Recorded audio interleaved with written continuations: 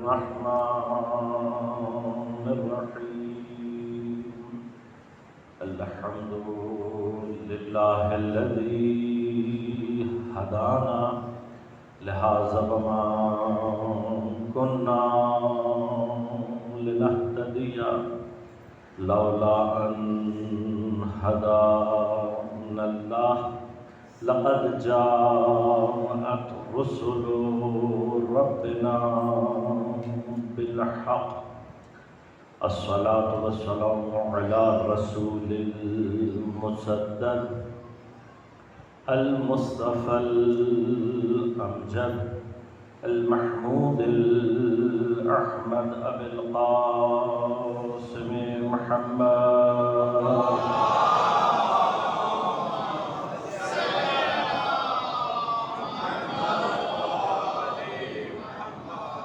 والصلاة والسلام على أسد الله الغالب غالب على كل غالب علي بن أبي طالب والصلاة والسلام على سيدة المعصومة المظلومة الطاهرة البتول بضعة الرسول فاطمة الزهراء سيدة نساء العالمين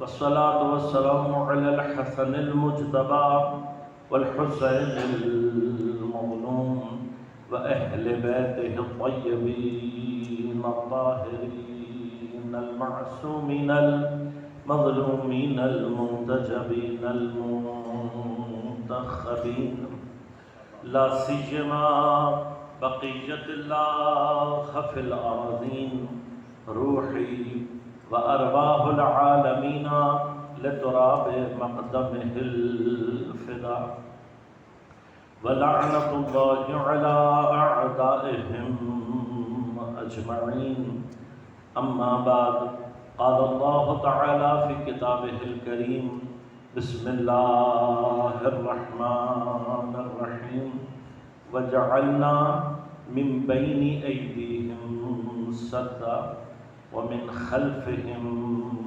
سدا فأغشيناهم فهم لا يبصرون صلوات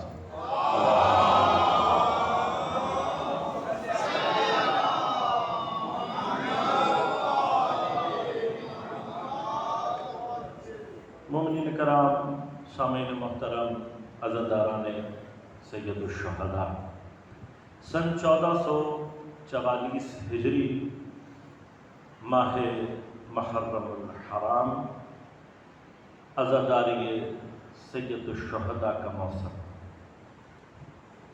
ہم سب سے پہلے اس پرغم اور پرالمناک حادثہ کہ جو تاریخ میں حادثہ کربلا کے نام سے جانا اور پہچانا جاتا ہے اس کی تسلیت اس واقعے کے حقیقی وارث امام زمان علیہ السلام کی خدمت اقدس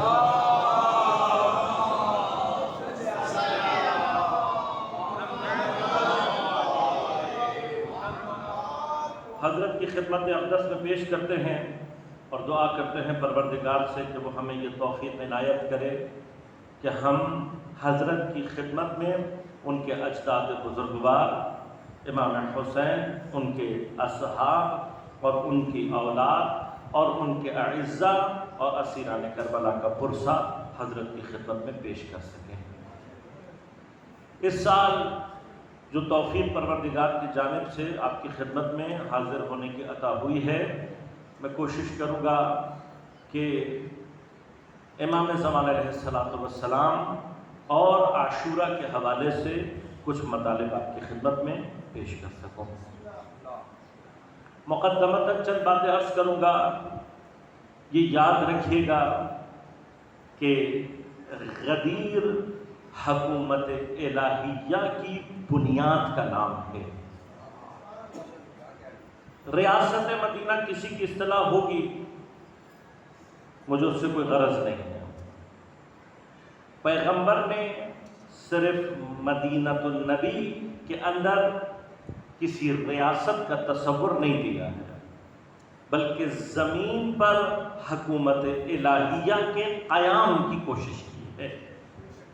اسلام کا آنا، نبوت کا سلسلہ اور اس کے بعد امامت کا تمام تر تسلسل صرف اس لیے ہے کہ زمین پر حکومت الہیہ قائم ہو سکے۔ اور نبی اکرم صلی اللہ علیہ وآلہ وسلم نے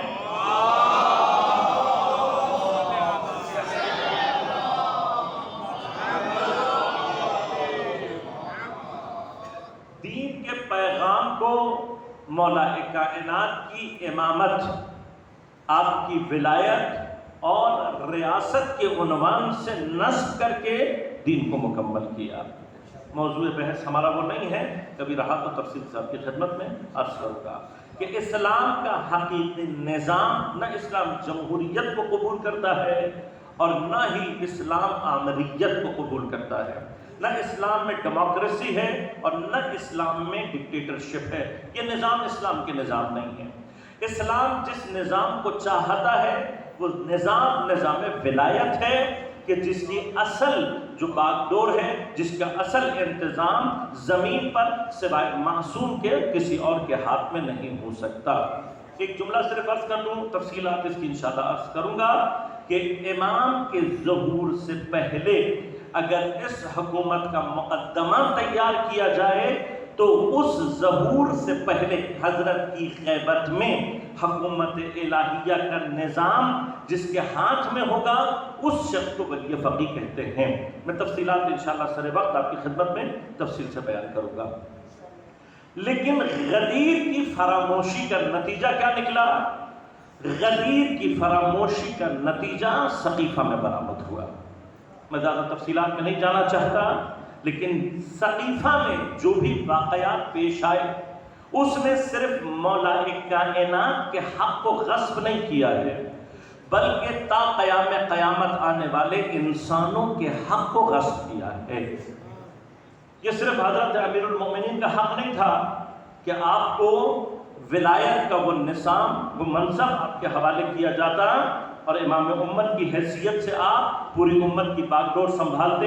یہ صرف حضرت کا حق نہیں ہے، بلکہ ہم سب کا حق یہ ہے زمین پر مسلمانوں کے اوپر سوائے معصوم کے کسی اور کو حکومت کا حق حاصل نہیں ہے۔ اور میں انشاءاللہ کچھ مطالب اور ہیں، جب وقت آئے گا یہ سارے مطالب تفصیل سے آپ کی خدمت میں عرض کروں گا۔ لیکن غدیر فراموش ہو جائے تو نتیجہ کیا نکلتا ہے؟ سقیفہ۔ اس کے آثار ہیں جو انشاءاللہ میں آپ کی خدمت میں تفصیل سے عرض کروں گا۔ سقیفہ اور اس کے نتیجے میں جو کچھ بھی پیش آتا ہے اس سے دین کو بچانے کے لیے اور حکومت الہیہ کی بنیادوں کو مضبوط کرنے کے لیے کربلا کا واقعہ پیش آتا ہے۔ کربلا ایک ایسی مستحکم بنیاد دین کو عطا کرتا ہے کہ تا قیام قیامت کربلا نے جو بنیاد رکھ دی ہے اس پر صرف تعمیر ہو سکتی ہے، تخریب نہیں ہو سکتی، ناممکن ہے۔ سید الشہداء نے جو بنیاد رکھتی ہے اس پہ صرف تعمیر ہو سکتی ہے، تخریب ممکن نہیں ہے۔ اس بنیاد کا آخری مرحلہ ظہور امام زمان علیہ السلام ہے۔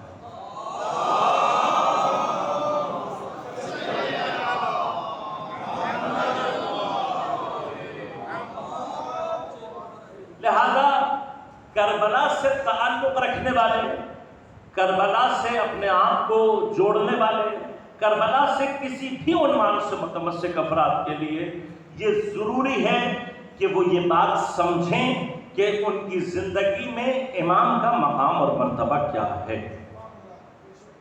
لہذا جو ابحاث آپ کی خدمت میں پیش کروں گا میں پہلے سے عرض کرتا ہوں تو گفتگو نسبتاً علمی اور سنگین ہوگی۔ کیوں؟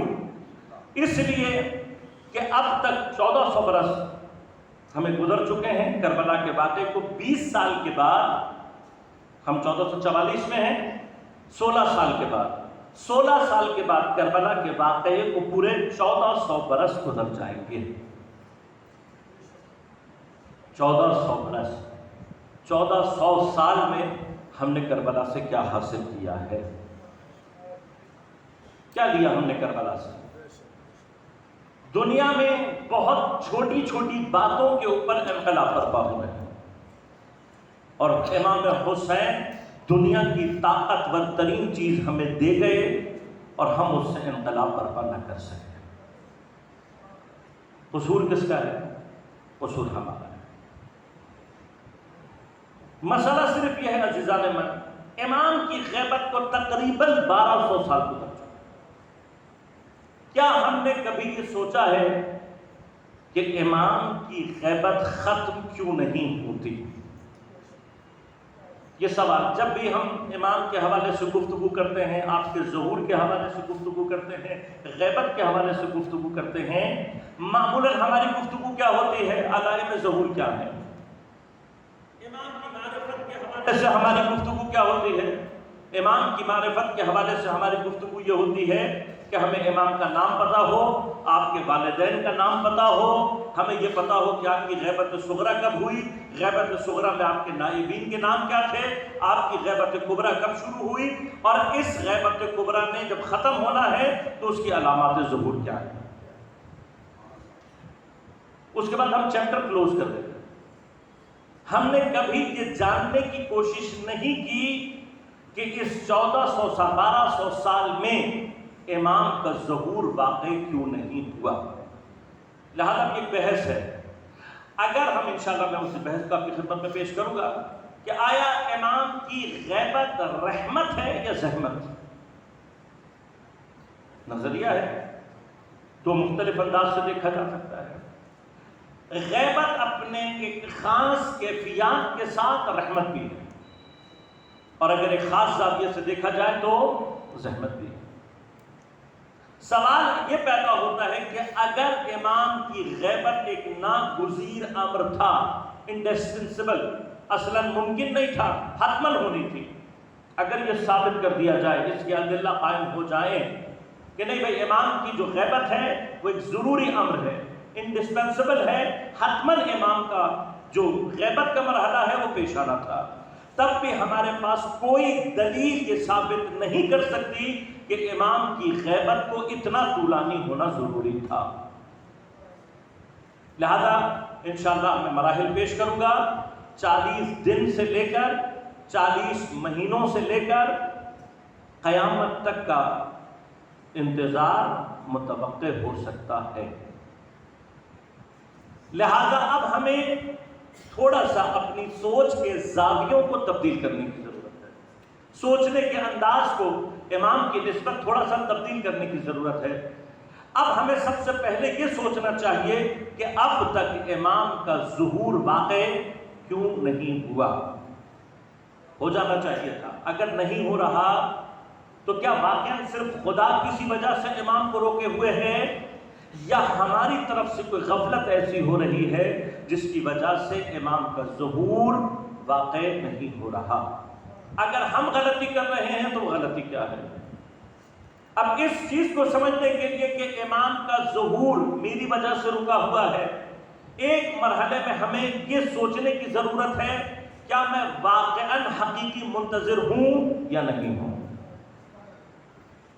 حقیقی منتظر کے لیے جس چیز کا ہونا ضروری ہے وہ اپنی زندگی میں امام کی طلب اور اس طلب کے لیے تڑپ چاہیے۔ کیا میرے اندر واقعاً حقیقی طلب اور تڑپ ہے امام زمان علیہ السلام کی؟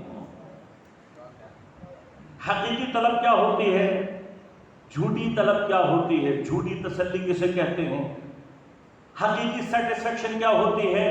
سوڈو سیٹسفیکشن کسے کہتے ہیں؟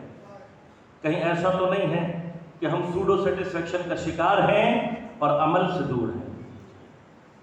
لہذا اب اگر انتظار کی کیفیت کو سمجھنا ہے تو ہمیں بحث کرنی پڑے گی کہ انتظار کسے کہتے ہیں، لغت کیا کہتی ہے، اصطلاح میں ائمہ نے انتظار کا کیا معنی کیا ہے، آیا میں اس انتظار کے معنی پر پورا اترتا ہوں یا نہیں؟ انتظار کو سمجھنے کے لیے ضروری ہے کہ ہمیں یہ سمجھ میں آنا چاہیے کہ امام کی غیبت کس نوع کی غیبت ہے۔ لہذا ایک مرحلہ ہمیں یہ طے کرنا پڑے گا کہ ہم یہ دیکھیں کہ امام کی غیبت کی نوعیت کیا ہے، کس طرح کی غیبت میں امام ہے۔ غیبت کی کیفیت سمجھ میں آئے گی تو پھر یہ بات بھی سمجھ میں آ جائے گی، آیا اس غیبت کے زمانے میں امام سے ارتباط پیدا کرنا ممکن ہے یا نہیں، امام سے ملاقات ممکن ہے یا نہیں۔ اور اسی مرحلے میں ہمیں یہ سمجھ میں آئے گا کہ امام کی غیبت کے اندر غیبت سمجھ میں آ جائے گی، انتظار کی نوعیت سمجھ میں آ جائے گی۔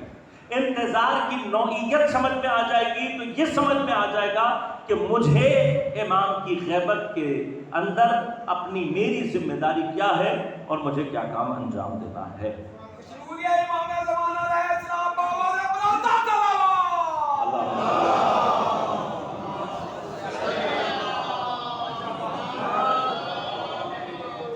لہذا اب اسی عنوان سے مرتبط میں سوالات اس لیے چھوڑ رہا ہوں آپ کے ذہن میں تاکہ خاص طور پر ہمارے نوجوان ساتھیوں کے ذہنوں میں یہ سارے سوالات رہیں۔ میں اپنے طور پر کوشش کروں گا کہ جتنے سوالات آج آپ کی خدمت میں پیش کر رہا ہوں تمام سوالات کے جواب آپ کی خدمت میں پیش کر سکوں۔ لہذا اب جب امام کی غیبت کے مرحلے کو ہم حل کریں گے اور ہم دیکھیں گے کس نوع کی غیبت ہے، کس نوع کا انتظار ہے، ہماری ذمہ داری کیا ہے، تو پھر اس کے بعد کچھ سوالات اور ہیں۔ میں نے آمادگی کیا کرنی ہے؟ اس کے لیے ضروری ہے کہ ہمیں یہ بات معلوم ہو کہ امام کا ظہور ہوگا کیوں۔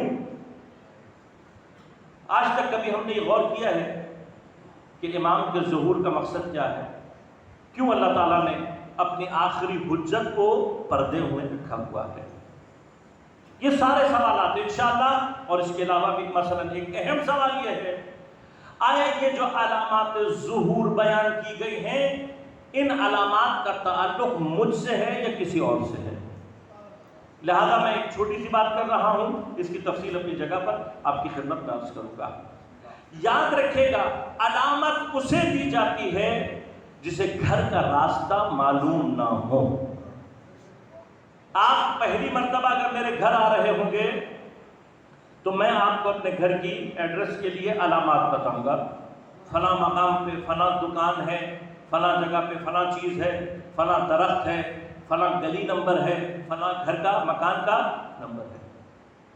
اور آپ ان علامات، جتنی دقیق علامات میں آپ کو بتاؤں گا اتنی ہی آسانی سے آپ میرے گھر پہنچ جائیں گے۔ اگر علامات اوپر نیچے ہو جائیں تو شاید آپ گھر تک نہ پہنچ پائیں۔ کبھی آپ نے اپنے گھر کے لیے علامات لگائی ہیں؟ کبھی ایسا ہوا ہے کہ آپ نے اپنے ہی گھر کے لیے علامات لگا کے رکھی بھی ہوں، سوچا ہوا ہو کہ بھئی یہ چیز آئے گی تو میرا گھر آئے گا، یہ چیز آئے گی، یہ مرحلہ، یہ علامت ہوگی تو میرا گھر آئے گا؟ کبھی اپنے گھر کے لیے علامات لگائیں ہیں؟ نہیں۔ کیوں؟ اپنے گھر کا راستہ آپ اچھی طرح سے جانتے ہیں۔ اگر تمام علامات تبدیل بھی ہو جائیں تب بھی آپ اپنے گھر کا راستہ بھولیں گے؟ سوال یہ پیدا ہوتا ہے کہ ہم گھر والے ہیں یا غیر ہیں؟ اگر ہم گھر والے ہیں تو ہمیں علامات کی ضرورت نہیں ہے، اس کا مطلب علامات کا تعلق کسی اور سے ہے۔ اب اگر ہم گھر والے ہیں تو پھر ہمارے لیے علامات نہیں ہیں، اگر ہمارے لیے علامات نہیں ہیں تو ہمارے لیے کیا ہے؟ ہمارے لیے ہے شرائط ظہور مہیا کرنا۔ میں تفصیلات انشاءاللہ آپ کی خدمت میں پیش کروں گا۔ میرے اندر امام کی طلب اور تڑپ ہے یا نہیں دیکھنا پڑے گا، اور اگر خدا نخواستہ نہیں ہے تو کیا ہوگا؟ یہ پہلا مرحلہ۔ اور دوسرا مرحلہ اگر نہیں ہے تو میں کیسے امام کی طلب اور تڑپ اپنے اندر پیدا کروں، وہ طلب اور تڑپ کہ جو امام کے ظہور کا مقدمہ بن سکے۔ عزیزان من، ہمیں اپنے زمانے کے امام کی نسبت اپنی سوچ اور اپنی فکر کو تبدیل کرنے کی ضرورت ہے، اور میں انشاءاللہ مقامات آپ کی خدمت میں عرض کروں گا کہ ہم اپنی زندگی میں کون سا مقام امام کو دیں تو ہم خود بخود اس منزل پر آ جائیں گے کہ جہاں پر ہمارا رابطہ اپنے زمانے کے امام سے خود بخود پیدا ہونا شروع ہو جائے گا۔ ان تمام انشاءاللہ مقامات کو آپ کی خدمت میں بیان کرنے کے لیے میں نے اپنی گفتگو کے سرنامہ کلام کے طور پر سورہ مبارکہ یاسین کی 9 نمبر آیت کو سرنامہ کلام کے طور پر انتخاب کیا اور آپ کی خدمت میں تلاوت کا شرف حاصل کیا۔ چند ابتدائی باتیں ہیں، مقدماتی باتیں ہیں جو میں آیت کے ضمن میں آپ کی خدمت میں پیش کروں گا، اور وہیں سے کچھ مطالب ہیں کہ جن کو عکس کر کے انشاءاللہ اپنی گفتگو کا مقدمہ بناؤں گا اور پھر گفتگو انشاءاللہ آپ کی خدمت میں تفصیل کے ساتھ پیش کروں گا۔ 9 نمبر آیت پروردگار ارشاد کیا فرما رہا ہے؟ وَجَعَلْنَا مِن بَيْنِ أَيْدِيهِمْ سَدًّا، اور ہم نے قرار دیا، ہم نے بنایا، من بین ایدی، بین ایدی، ایدی جمع ہے ید، ید عربی میں کہتے ہیں ہاتھ کو، دونوں ہاتھ ایدی، بین ایدی ہاتھوں کے درمیان کی جگہ۔ میں ترجمہ اس لیے دقیق کر رہا ہوں تاکہ آپ کے ذہنوں میں بات اور آیت دونوں پوری طرح سے محفوظ رہے۔ وَجَعَلْنَا مِن بَيْنَ أَيْدِيهِمْ سَدًّا، ہم نے ان کے دونوں ہاتھوں کے درمیان، اب یہ دونوں ہاتھوں کے درمیان اس سے مراد کیا ہے؟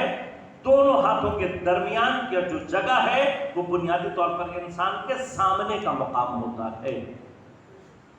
لہذا عربی میں سامنے کے لیے جو سب سے خوبصورت اصطلاح استعمال کی جاتی ہے وہ ہے بین ایدی، یعنی آپ جب اپنے دونوں ہاتھوں کو پھیلائیں گے، آپ کے ہاتھوں کے جو درمیان کی جگہ ہوگی وہ آپ کا سامنے کا مقام ہوگا۔ بس سامنا کہنے کے لیے کہ میں نے کسی کے سامنے، تو اس کے لیے عربی میں لفظ کا استعمال کیا جاتا ہے بین ایدی، ہاتھوں کے درمیان۔ اردو میں بھی ہمارے ہاں یہ استعارہ استعمال کیا جاتا ہے، جو بچہ آپ کے سامنے پلا بڑا ہو تو آپ کیا کہتے ہیں؟ میرے ہاتھوں کا پلا بڑا ہوا ہے۔ ہاتھوں سے پلا بڑا کی مراد یہ نہیں ہے کہ آپ نے ان ہاتھوں سے اس کو پالا اور پوسا ہے، مراد کیا ہوتی ہے کہ میرے سامنے یہ بچہ پلا اور بڑھا۔ قرآن کیا کہنا چاہتا ہے؟ وَجَعَلْنَا مِن بَيْنَ أَيْدِيهِمْ سَدًّا، تفصیلات میں انشاءاللہ عرض کروں گا کہ سد سے مراد کیا ہے۔ آج صرف اجمالی ترجمہ آپ کی خدمت میں پیش کر رہا ہوں۔ اور ہم نے قرار دیا ان کے سامنے کی جانب ایک رکاوٹ کو، ہم نے قرار دیا۔ اللہ تعالیٰ فرما رہے کیا کیا ہم نے؟ ان کی جانب، سامنے کی جانب ایک رکاوٹ کو قرار دیا۔ وَمِنْ خَلْفِهِمْ سَدًّا، خلف عربی میں پیچھے آنے کو کہتے ہیں بنیادی طور پر، لہذا اولاد کو خلف کہا جاتا ہے، کیوں؟ اس لیے کہ وہ باپ کے پیچھے آتی ہے۔ اسی سے لفظ خلیفہ ہے، خلیفہ کو خلیفہ کیوں کہتے ہیں؟ اس لیے کہ ہمیشہ خلیفہ وہ ہوتا ہے جو اصل کے فوراً بعد اس کی جگہ پر آتا ہے۔ لہذا مسلمانوں میں ایک بحث کو خامخواہ چھڑا جا رہا ہے بلا فضول میں، وہ یہ کہ بلا فصل خلیفہ کون ہے۔ اب میں نہیں بہرحال اس بحث میں جانا چاہتا۔ ریاست پاکستان میں ایک طویل عرصے سے ہم ملاحظہ کر رہے ہیں کہ ایک شرارتی گروہ کو جو تکفیریت کر رہا ہے، جو دہشت گردی میں انوالو رہا ہے، اس کو حکومتی سرپرستی حاصل ہے۔ اس میں ہمارے کوئی شک کی گنجائش کہیں پر بھی نہیں ہے۔ ہمیں تو چھوڑیں، ان کو پالنے والے اور ان کو پالنے والے نے بھی اقرار کر لیا ہے کہ انہوں نے کس طریقے سے ان کی حکومتی سرپرستی کروائی ہے۔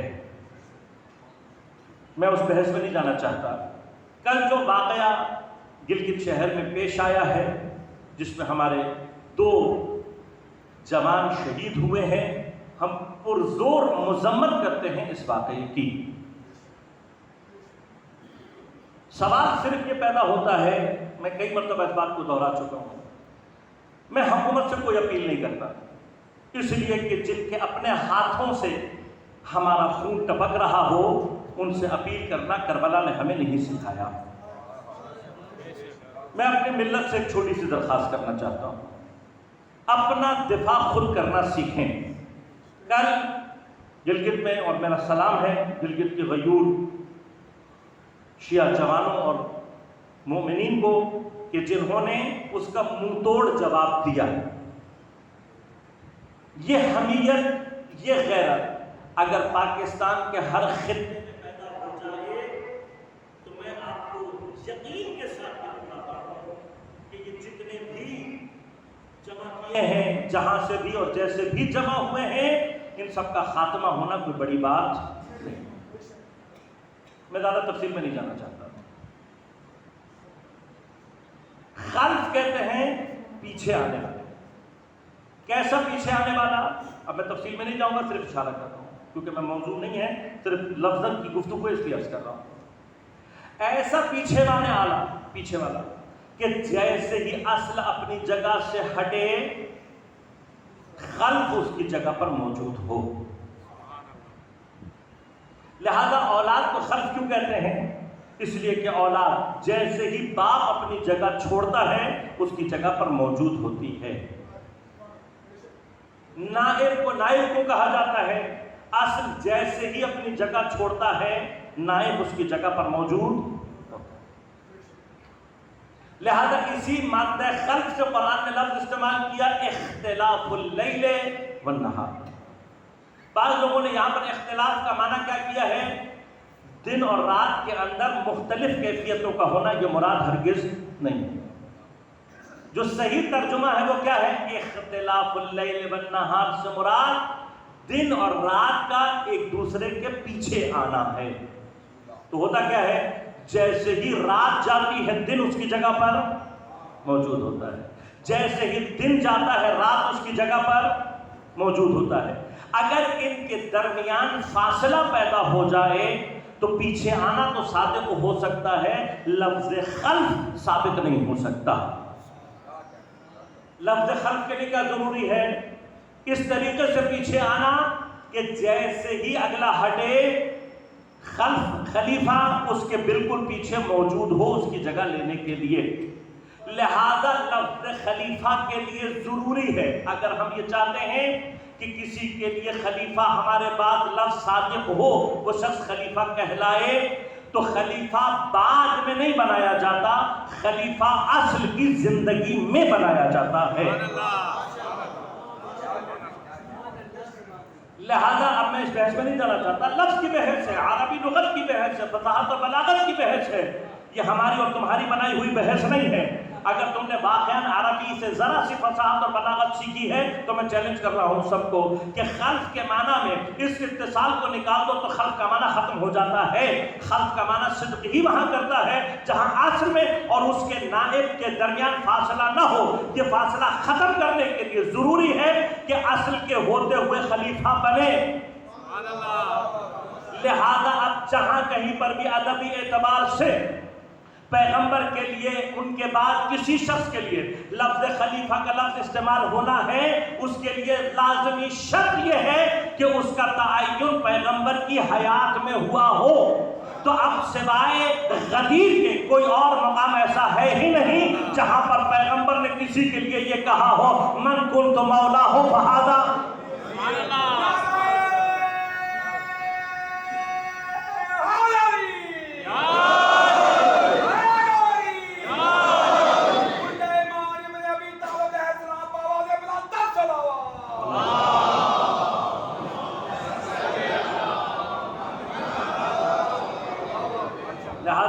بحث ہی نہیں ہے اور اس سے ہم بحث کریں گے بھی نہیں۔ لفظ خلیفہ کے اپنے اندر یہ مطلب موجود ہے، اس میں بحث کی آگے کوئی مزید گنجائش نہیں ہے۔ اب خدا کیا کہہ رہا ہے؟ من خلفہم سدا، ہم نے ان کے بالکل پیچھے ایک سد بنا دی۔ خلف کیوں کہا ہے؟ خلف اس لیے کہا ہے کہ جو اللہ نے رکاوٹ ان کے پیچھے بنائی ہے اس میں فاصلہ نہیں ہے۔ اب میں ابھی بحث نہیں کر رہا ہوں، میں تو اسے مقام بیان کر رہا ہوں۔ قرآن کی آیت کا ایک مطلب آپ کی خدمت میں عرض کرنا چاہتا ہوں۔ وَجَعَلْنَا مِن بَيْنِ أَيْدِيهِمْ سَدًّا، ہم نے ان کے آگے، اب بین ایدی کا مطلب کیا ہوا؟ بالکل سامنے، یعنی اتنا سامنے کہ اب یہ ہاتھوں سے آگے کچھ اور دیکھنے کے قابل۔ من خلفہم کہا ہے تو مراد کیا ہے؟ کہ یہ جو رکاوٹ اللہ نے پیچھے کی جانب بنائی ہے یہ بھی بالکل پشت کے ساتھ جڑی ہوئی، یعنی اب اگر یہ پیچھے کی جانب بھی دیکھنا چاہیں تو ان کو دکھائی، آگے کی جانب بھی رکاوٹ بنا دی، پیچھے کی جانب بھی رکاوٹ بنا دی۔ پھر اس کے بعد خدا کہتا ہے فَأَغْشَيْنَاهُمْ، ہم نے انہیں ڈھانپ دیا۔ کس چیز سے ڈھانپا بھی میں بحث نہیں کر رہا، لیکن اب میں نے جو تصویر آپ کے سامنے کھینچی ہے، کسی کے اس طریقے سے آگے کے سامنے بھی اللہ رکاوٹ بنا دے اور اس کے پیچھے کی جانب بھی رکاوٹ بنا دے، اتنا کافی ہے کہ اس کو پھر کچھ دکھائی نہ دے۔ لیکن اس پر اللہ اضافہ کیا کر رہا ہے؟ کہہ رہا ہے فَأَغْشَيْنَاهُمْ، اس کے بعد ہم نے ان کو ڈھانپ بھی دیا۔ اب جب ڈھانپ دیا تو کیا ہوا؟ فَهُمْ لَا يُبْصِرُونَ، بس یہ دیکھنے والے نہیں، ان کو دکھائی نہیں۔ تو پہلا سوال تو میں خدا سے کروں گا، پروردگار اتنا اہتمام تو اگر کر دے، کسی کے آگے کی جانب سے بھی رکاوٹ کھڑی کر دے، پشت کی جانب سے بھی رکاوٹ کھڑی کر دے، اور اس کے بعد تو اسے ڈھانپ دے، تو کیا واقعاً اس کے دیکھنے کی کوئی گنجائش باقی بچتی ہے؟ جسے خدا ڈھانپ دے وہ واقعاً کچھ دیکھ۔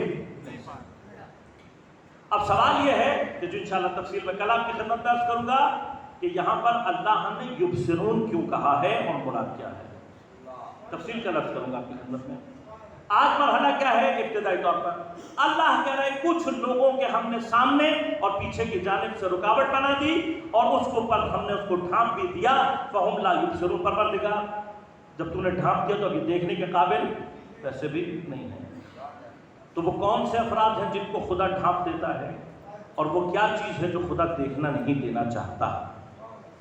اب علماء نے بحث کی، ان میں سے ایک بحث یہ ہے کہ فرمایا کہ افراد کچھ ایسے ہوتے ہیں جو اپنے گناہوں کے ذریعے سے خدا کو یہ ثابت کر دیتے ہیں کہ اب ہم ہدایت کے قابل نہیں رہے۔ یہ بحث ہے، انشاءاللہ کبھی ہدایت کی بحث کروں گا تو تفصیل سے آپ کی خدمت میں عرض کروں گا۔ خدا واللہ لا یہدی القوم الظالمین، اللہ ظالموں کی ہدایت، واللہ لا یہدی القوم الفاسقین، اللہ قوم فاسقین کی ہدایت۔ تو کیا واقعاً اللہ ان کی ہدایت ہونے نہیں دیتا؟ وہ خدا جو کہہ رہا ہے اِنَّ عَلَيْنَا لَلْهُدَىٰ، ہماری ذمہ داری ہے لوگوں کی ہدایت کرنا۔ ایک مقام پر خدا کیا کہہ رہا ہے؟ میری ذمہ داری ہے، سورہ مبارکہ لیل 12 نمبر آیت میں خدا کیا کہہ رہا ہے؟ اِنَّ عَلَيْنَا لَلْهُدَىٰ، لوگوں کی ہدایت کرنا میری ذمہ داری۔ حضرت موسیٰ فرعون کے سامنے جب اپنے خدا کا تعارف کرا رہے ہیں تو کیا کہہ رہے ہیں؟ میرا خدا کون ہے؟ الذی اعطى كل شیء خلقه ثم هدى، میرا پروردگار وہ ہے کہ جس نے ہر شے کو خلقت سے آراستہ کیا، ثم هدى، اور اس کے بعد اس کی ہدایت کی، یعنی جو اس نے خلق کیا ہے اس کی ہدایت بھی کی ہے۔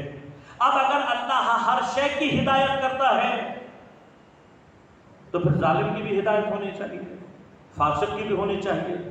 تو اب یا اللہ کرتا ہے یا نہیں کرتا، یہ بحث ہے، تفصیل میں نے عرض کیا، کبھی ہدایت کی گفتگو رہی تو تفصیل سے عرض کروں گا۔ یہ یاد رکھے گا اللہ سب کی ہدایت کرتا ہے، کچھ لوگ اللہ کے سامنے اپنی قابلیت کو، مثلا ایک چھوٹی سی مثال تو بارش ہوتی ہے، بارش تمام زمینوں کے لیے یکساں ہے، فرق نہیں کرتا۔ بارش جو میدان میں ہوتی ہے وہ فرق نہیں کرتی جو پہاڑ پر ہوتی ہے، بارش فرق نہیں کرتا جو خشکی میں ہوتی ہے اور جو تری میں ہوتی ہے، بارش بارش۔ لیکن جب بارش کسی قابل زمین پر ہوتی ہے تو اس سے سبزہ پھوٹتا ہے، پھول نکلتے ہیں، پھل نکلتے ہیں۔ کچھ زمینیں ایسی ہوتی ہیں، پتھر ہوتے ہیں کہ جتنی مرضی بارش اس کے اوپر پڑ جائے وہ اسے جذب نہیں کرتا۔ لیکن کچھ مقامات ایسے ہوتے ہیں جہاں کچرا پڑا ہوتا ہے، اب کراچی والوں نے یہ بہت اچھی طرح سے تجربہ کیا ہوگا، کچھ عرصے بارش نہیں ہوتی، کچرا سوکھ جاتا ہے، لیکن جیسے ہی بارش ہوتی ہے جہاں وہ کچرا سوکھ چکا ہوتا ہے، بارش ہونے کے بعد اسی کچرے کا تعفن شدید ہو جاتا ہے۔ اب جہاں سے تعفن اٹھ رہا ہے کیا وہاں بارش کا قصور ہے؟ جہاں سبزہ اگ رہا ہے، پھل اگ رہے ہیں، پھول اگ رہے ہیں، وہاں کیا بارش نے کوئی خاص چیز پہنچائی ہے؟ نہیں، بارش سب کے لیے برابر ہے۔ رحمت خدا، ہدایت اور آن سب کے لیے یکساں ہے، لیکن خود قرآن کیا کہتا ہے؟ یہ قرآن جس وقت مومن کے ہاتھ جاتا ہے شفاء و رحمہ، شفاعت و رحمت بن جاتا ہے۔ وما یزید الظالمین الا خسارا، لیکن یہی قرآن جب ظالم کے ہاتھ میں آتا ہے تو سوائے اس کے خسارے میں اضافہ کرنے کے کچھ اور نہیں دیتا ہے قرآن، لیکن ظالم کے ہاتھ میں چلا جائے تو خسارہ۔ لہذا یاد رکھے گا، انسان اگر اپنے آپ کو خدا کے سامنے یہ ثابت کر دے کہ پروردگار میں ہدایت کے قابل نہیں ہوں، تو پروردگار اس پر ہدایت کے دروازوں کو بند کر دیتا ہے۔ ورنہ اصل کیا ہے؟ اصل یہ ہے کہ پروردگار اپنے بندوں کی ہدایت کرنا چاہتا ہے۔ اس نے انبیاء کا سلسلہ جاری کیا صرف اس لیے تاکہ اپنے بندوں کی ہدایت کر سکے۔ انبیاء کے بعد ائمہ کا سلسلہ جاری کیا کس لیے؟ تاکہ بندوں کی ہدایت ہو سکے۔ لیکن کچھ لوگ ایسے ہوتے ہیں جو یہ بات ثابت کر دیتے ہیں کہ پروردگار اب ہم ہدایت کے قابل نہیں ہیں، لہذا اب وہ پروردگار جو کہہ رہا ہے سنوریہم آیات، ہم ان کو اپنی آیات دکھائیں گے، فی الآفاق و فی انفسہم، آفاق میں بھی اور ان کے نفوس کے اندر بھی۔ اگر انسان اپنی قابلیت یہ ثابت کر دے کہ پروردگار میں ہدایت کے قابل نہیں ہوں، تو وہی پروردگار اس پر ہدایت کے دروازوں کو بند کر دیتا ہے۔ کہ خدا ہم سب کو اس کیفیت سے اپنے حفظ و امان میں رکھے کہ انسان اس مقام پر پہنچ جائے کہ جہاں پر پروردگار جیسا ہادی ہدایت پہنچانا بند کر دے۔ لہذا اب یہ بحث ہے اپنے اندر، امام کو بھیجنے کا اصل مقصد کیا ہے؟ ہدایت۔ اصل ہدف کیا ہے؟ پروردگار نے کیوں بھیجا ائمہ کو؟ ہدایت کے لیے۔ بس اگر امام کا اصل ہدف ہدایت ہے تو امام کو ظاہر ہونا چاہیے یا غائب؟ اصولاً ظاہر ہونا چاہیے۔ لہذا انشاءاللہ یہ بحث بھی آپ کی خدمت میں عرض کروں گا کہ ہمیں ایک مرتبہ غور کرنے کی ضرورت یہ ہے کہ اصل میں غائب کون ہے؟ امام غائب ہیں یا ہم غائب ہیں؟ انشاءاللہ عرض کروں گا۔ یہ مراحل ہم نے انشاءاللہ اس گفتگو میں طے کر۔ اب اللہ تبارک و تعالی جس نے ہدایت کے نظام کے لیے یہ سارا سلسلہ جاری کیا، وہی کچھ افراد کے لیے کیا فرما رہا ہے کہ ہم ان پر ہدایت کے دروازوں کو بند کر دیتے ہیں۔ لہذا بعض علماء نے فرمایا من بین ایدیہم سے مراد وہ رکاوٹ ہے، اور من خلفہم سے کہ جو آیات انسان نے فی انفسہم دیکھنی تھی، اللہ تبارک و تعالیٰ کی وہ آیات جو خود انسانوں کے اندر موجود ہیں، خدا ان آیات کے سامنے پردہ ڈال دیتا ہے، انسان اس قابل نہیں رہتا کہ اپنے اندر خدا کی آیات کو دیکھ سکے۔ اور فَأَغْشَيْنَاهُمْ سے مراد کیا ہے؟ وہ آیات آفاقی جو اللہ تبارک و تعالیٰ نے آفاق میں رکھی ہوئی ہیں۔ فَأَغْشَيْنَاهُمْ کا مطلب کیا ہے؟ کہ ان کو پردہ ڈال دیتا ہے، آفاق کو دیکھنے کے باوجود بھی آفاق کو بنانے والے کو پہچان نہیں پاتا۔ محمد والے محمد بابا دے بلندہ چلا۔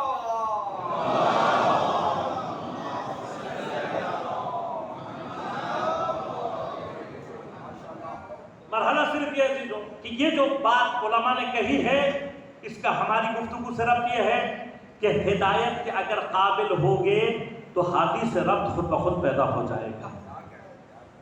لہذا ہماری قابلیت کا مسئلہ ہے، اور انشاءاللہ میں عدلہ سے ثابت بھی کروں گا کہ امام کی غیبت میں مرحلہ امام غائب نہیں ہوئے ہیں، ہم امام کو دیکھنے کی قابلیت نہیں رکھتے۔ لہذا عرض کروں گا، تفصیل سے عرض کروں گا اور دلیل کے ساتھ عرض کروں گا۔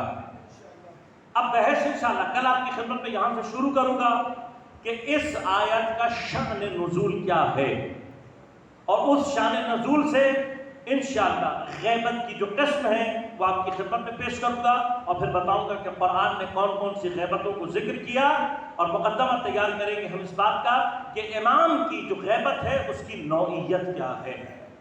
غیبت سمجھ میں آئے گی تو انشاءاللہ ہمارے لیے پھر انتظار کی بحث آسان ہو جائے گی، کہ جس کی تفصیل انشاءاللہ کل میں آپ کی خدمت میں عرض کروں گا۔ آغاز ماہ محرم الحرام، ایک دن کے فاصلے پر سید الشہداء کربلا سے پہنچے۔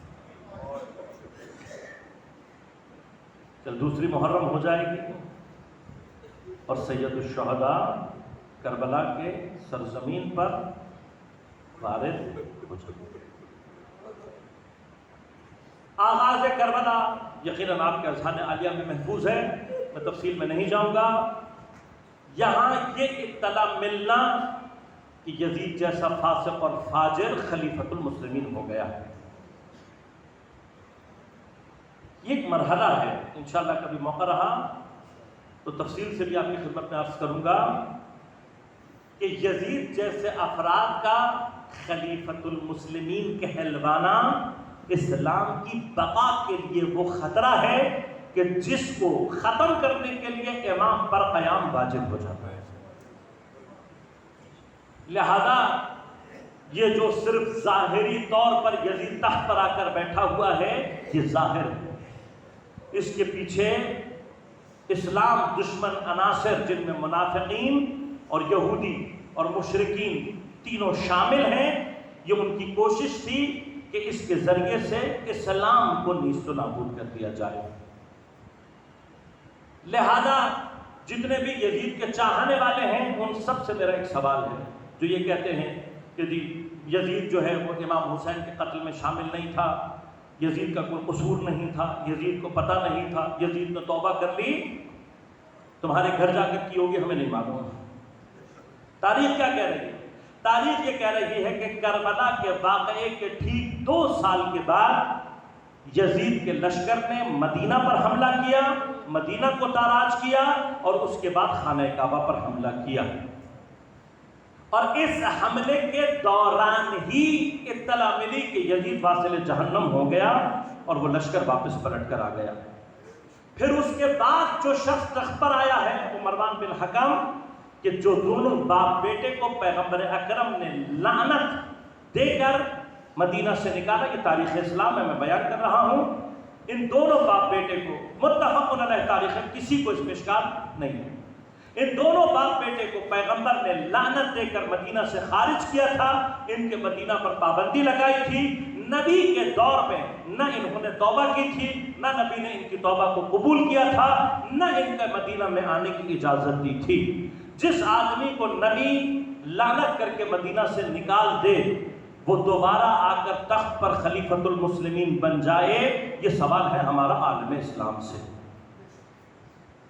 اس کو ہمیں تعریف کر کے بتائے کہ یہ واقعہ کا اسلام یہ ہے کہ جس کو کائنات کا رسول ملعون قرار دے دے، کچھ عرصے کے بعد وہی آ کر کیا کہلا رہا ہو؟ خلیفۃ اور صرف یہی نہیں ہوا بلکہ اس سے پہلے پیغمبر کی شہادت کے فوراً بعد اس کا مدینہ میں ورود ہوا اور حکومتی اداروں میں یہ شخص رہا ہے۔ لہذا اسلام کو اس تمام خطرے سے بچانے کے لیے اب سید الشہداء بچوں کا قیام واجب ہے۔ لہذا آپ نے اب کربلا کے سلسلے کو آغاز کرنے کے لیے پہلا مرحلہ یہ ہوا کہ جب یزید کے واصل جہنم ہونے کی خبر مکہ پہنچی۔ حاکم مکہ کون ہے؟ ولید۔ اب میں اس کی تاریخیں زیادہ بیان نہیں کرنا چاہتا، لیکن تاریخ اپنے نوجوانوں کو سمجھانا چاہتا ہوں تاکہ اب ہمارے سوال کرنے کی باری ہے، اب ہم پوچھیں ولید کون ہے؟ یہ وہ آدمی ہے کہ جس کے لیے قرآن نے آیہ نبا کے نام سے آیت ہے، جس میں قرآن نے اگر کسی ایک شخص کو فاسق کہہ کر پکارا ہے وہ یہ ولید ہے۔ قرآن کا فاسق مدینہ کا والی بن جائے، یہ کون سا اسلام ہے؟ یہ ہمیں سمجھایا جائے، اور یہ اسلام کی ابتدائی مسائل ہیں۔ ابھی اسلام کو پورے پیغمبر کے بعد سے 50 سال نہیں ہوئے، پہلے 50 سال میں مسلمان اس مقام پر کھڑے ہوئے ہیں کہ قرآن جس کو فاسق کہہ رہا ہے وہ مدینہ کا والی۔ تو ہمیں اس کا تھوڑا سا جواب چاہیے کہ یہ کیسے ہوا۔ اس نے خط ملنے کے بعد سید الشہداء کو طلب کیا، اب میرا مولا جانتا ہے، لہذا کربلا کی ابتدا ہے، کربلا کے اراکین کو امام نے جمع کیا ہے۔ حضرت عباس علیہ السلام، امام سجاد علیہ السلام، جناب زینب کبریٰ سلام اللہ علیہا، جناب ام کلثوم سلام اللہ علیہا، ان کو بلا کر مشورہ کیا، اور جب ان کو بیٹھا کر مشورہ کیا تو پہلی بات جو طے ہوئی، امام نے فرمایا کہ اس نے بلایا ہے، مجھے جانا چاہیے۔ جب جانے کی بات ہوئی تو جناب زینب کبریٰ سلام اللہ علیہ نے فرمایا کہ بھائی میں آپ کو اکیلے نہیں جانے دوں گا، اور یہ جناب زینب کی سیاسی بصیرت کی ایک بڑی دلیل ہے، میں آپ کو اکیلے جانے نہیں دوں گا۔ امام نے بھی اس بات کو رد نہیں کیا، امام نے حکم دیا، بنی ہاشم کے جوانوں نے لباس اپنے پہنے اور اپنے لباسوں میں تلوار کو لگایا اور اپنے جھرمٹ میں لے کر امام کو ولید کے مکان تک پہنچایا۔ امام نے اندر جانے سے پہلے کہا اگر میری آواز بلند ہو جائے تو بے در خطر آ جانا۔ اس کے بعد جو مکالمہ امام کے درمیان ہوا، یزید نے خبر دی اور ولید نے خبر دی، اور اس کے بعد کہا کہ یزید آپ سے بیعت کا طالب ہے۔ امام نے فرمایا کہ میں رات کی تاریکی میں نہیں، جو جواب دوں گا دن کی روشنی میں تمام افراد کے سامنے۔ یہ کہہ کر جب امام پلٹ رہے تھے تو اسی محل میں ولید کے ساتھ جو دوسری شخصیت ہے وہ یہی مروان بن حکم، ولید کو کہتا ہے کہ اس وقت امام حسین کو گرفتار کر کے ان سے زبردستی یا بیعت لے لے یا ان کا سر کاٹ دے، ورنہ یہ دوبارہ تیرے ہاتھ نہیں آئیں گے۔ یہ جملہ سن کر علی کا بیٹا علوی جلال کے ساتھ پڑھتا ہے، اور ایک مختصر سا خطبہ ہے جس کی انتہا یہ جملہ ہے، مثلی لا یباع مثلا، مجھ جیسا شخص کبھی بھی جدید کی جیسے شخص کی بیعت نہیں کرے گا۔ امام کی آواز کا بلند ہونا تھا۔ تاریخ نے لکھا کہ بنو ہاشم کے جوان اپنی تلواروں کو نکالے، تکبیر کی آواز لگاتے ہوئے ایک مرتبہ داخل ہوئے اور امام کو چاروں طرف سے گھیر کر بحفاظت امام کو اپنے گھر تک پہنچا دیا۔ بس عزیزانو، آج امام کی آواز بلند ہوئی ہے، صرف آواز بلند ہوئی ہے تو ہاشمی جوان اپنی تلواریں لیے اندر، اور اس واقعے کے کچھ دنوں کے بعد، اندازاً 6 مہینے کے بعد، عاشور کا دن ہوگا اور سید الشہداء صرف آواز بلند نہیں کر رہے ہوں گے بلکہ تاریخ نے لفظ کیا نقل کیا ہے، استغاثہ۔ عربی میں استغاثہ چیخ کر کسی کو پکارنے کو کہتے ہیں، لہذا حضرت کے جو یہ الفاظ ہیں حل من مغیث یغیثنا، یہ میں اور آپ تو آسانی سے ادا کر سکتے ہیں، لیکن اگر اس استغاثے کو کربلا میں جا کر سنیں گے تو ایک مظلوم کی چیخ ہے جو پکار کر کہہ رہا ہے کوئی ہے مجھ مظلوم کی مدد کرنے والا۔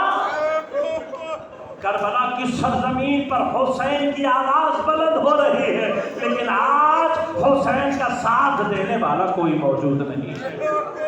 حسین کربلا میں غریب ہوئے ہیں، لیکن عاشور میں کچھ مقامات ایسے ہیں کہ جہاں پر حسین نے اپنے لیے خوشی کا اظہار کیا، جن میں سے ایک مقام تاریخ نے لکھا ہے وہ وقت جب حبیب ابن مظاہر حسین کے پاس پلٹ کر آئے، حسین تک جب پہنچے تھے وہ مقام تھا کہ جب امام کو پتہ لگا ہے کہ حبیب آنے والے ہیں، تاریخ نے لکھا امام اس جانب دیکھتے رہے مسلسل جس جانب سے حبیب نے آنا تھا، اور جب حبیب کے آنے کے آثار پیدا ہوئے ہیں تو امام تیز قدموں سے چلتے ہوئے حبیب کا استقبال کرنے گئے ہیں۔ حبیب نے جب دور سے دیکھا کہ سید الشہداء تیز قدموں کے ساتھ چلے آ رہے ہیں، ایک مرتبہ نزدیک پہنچ کر خود کو گھوڑے سے گرایا، تڑپ کر جا کر امام کے قدموں سے لپٹ گئے، مولا آپ کہاں، ہر حبیب جیسا غلام کہاں، ارے مولا آپ کیوں چل کر آ رہے ہیں،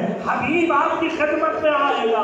ابھی حبیب کے آنے کی خبر پہنچی تھی، جناب زینب نے جناب فضہ سے جا کر کہا جاؤ اور بھائی حبیب کو ہمارا پیغام پہنچاؤ۔ فضہ نے آ کر ایک مرتبہ پیغام پہنچایا کہ حبیب، ارے حسین کی بہن زینب تجھے بھائی کہہ کر سلام کہتا رہی ہے، تو یہ سننا تھا۔ ایک مرتبہ حبیب نے علامہ زمین پر پھینکا، سر پیٹ کر رو کر کہنے لگا ارے مجھے اندازہ نہ تھا، ارے فاطمہ کی بیٹیاں اتنی مظلوم ہو جائیں گی، ارے کہاں سیدانیاں، کہاں حبیب سا آیا حسین کی کمر مضبوط ہوئی. حسین کے ساتھی آئے تھے, حسین کی کمر مضبوط ہوئی تھی, لیکن جتنے کمر مضبوط کرنے والے تھے عصر عاشور میرا مولا آواز لگا کر کے رہا تھا حل من مغیث یغیثنا, تو بس ازادارو ارے کوئی جواب تو نہ آیا.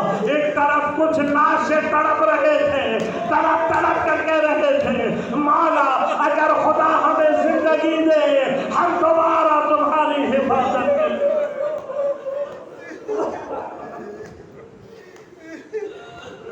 الا ولعنۃ اللہ علی القوم الظالمین وسيعلم الذین ظلموا ای منقلب ینقلبون. بار الہ ہماری عبادت کو اپنی بارگاہ میں قبول و منظور فرما بحق زہرا و ابیہا و بعلہا و بنیہا. منتقم کربلا, منتقم اسیران کربلا, منتقم شہداء, منتقم زہرا, امام زمان علیہ السلام کے ظہور میں تعجیل فرما. بار الہ کل کے حادثے میں جتنے بھی ہمارے مجروحین ہیں ان سب کو بار الہ جلد از جلد صحت کامل عاجل عنایت فرما. جو شہداء ہیں بار الہ ان کو جوار حضرت سید الشہداء میں جگہ عنایت فرما, ان کے لواحقین کو صبر عنایت فرما. عزاداروں اور عزاداری کے خلاف جتنے بھی افراد ہوں جس جس شکل و صورت میں ہیں بار الہ بحق زہرا و ابیہا و بعلہا و بنیہا نیست و نابود فرما. تمام علماء مراج اعظام کی حفاظت فرما. عزاداران سید الشہداء کی, عزاداری سید الشہداء کی حفاظت فرما. ہم سب کو امام زمان علیہ السلام کے اعوان و انصار میں شمار ہونے کی توفیق عنایت فرما. ربنا تقبل منا انک انت السمیع العلیم برحمتک یا ارحم الراحمین.